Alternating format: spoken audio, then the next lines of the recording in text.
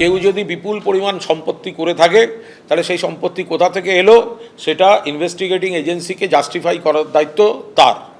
কোনো কেসের মেরিট সম্পর্কে আমি কোনো মন্তব্য করব না, কারণ দেবরাজ চক্রবর্তী বা তাদের কোথায় কি সম্পত্তি আছে আমি নিজেও জানি না, সেটা বৈধ না অবৈধ আমি জানি না, আমি কেন খামোখাই নিয়ে মন্তব্য করব। অভিষেক ব্যানার্জির পাইরেটেড ভার্সন, অভিষেক ব্যানার্জি এরকম বিভিন্ন লোকজনকে করে রেখেছে তার লাইট ভার্সন জেলায় টাকা তোলার জন্য। দেবরাজ শুধুমাত্র সাধারণ জনগণ ব্যবসায়ীদের থেকে তোলাবাজি করতো না, তৃণমূল নেতাদের থেকেও তোলাবাজি করতো।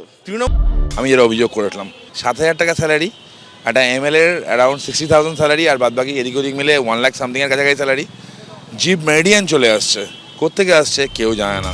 2011 সালে প্রাক্তন মন্ত্রী ও রাজারহাট গোপালপুরের প্রাক্তন তৃণমূল বিধায়ক পূর্ণেন্দু বসুর সেক্রেটারি ছিলেন দেবরাজ চক্রবর্তী। ভোটে টিকিট না পাওয়া নিয়ে পূর্ণেন্দু বসুর সঙ্গে মনোমালিন্যের জেরে তৃণমূল ছেড়ে দেবরাজ যোগ দেন কংগ্রেসে। 2015 সালের পুরো ভোটে দেবরাজকে প্রার্থী করে কংগ্রেস। বিধাননগর পুরসভার কংগ্রেস কাউন্সিলর হিসেবে নির্বাচিত হন তিনি, কিন্তু কংগ্রেস প্রতীকে জিতে 6 মাসের মধ্যেই কংগ্রেস ছেড়ে দেন দেবরাজ। অভিষেক বন্দ্যোপাধ্যায়ের হাত ধরে ফিরে আসেন তৃণমূলে। সেই থেকে তৃণমূলে তিনি অভিষেক ঘনিষ্ঠ হিসেবেই পরিচিত। 2022-এর পুরো ভোটে তৃণমূলের টিকিটে জিতে ফের কাউন্সিলর হন দেবরাজ চক্রবর্তী। বিধাননগর পুরসভার মেয়র পারিষদও করা হয় তাঁকে। উত্তর 24 পরগনা জেলার যুব তৃণমূল সভাপতি ছিলেন তিনি।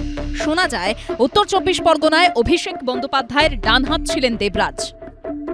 দেবরাজ শুধুমাত্র সাধারণ জনগণ ব্যবসায়ীদের থেকে তোলাবাজি করতো না, তৃণমূল নেতাদের থেকেও তোলাবাজি করতো। তৃণমূল নেতাদের থেকেও টাকা তুলতো দেবরাজ। ওখান থেকে বলে দিত ক্যামাক স্ট্রিটের নির্দেশ আছে, এত টাকা দিতে হবে, পঞ্চায়েতে ভোটে লড়তে হবে, ক্যামাক স্ট্রিটের নির্দেশ এত টাকা দিতে হবে। এই টাকাগুলো তো কালেকশন করতো দেবরাজ।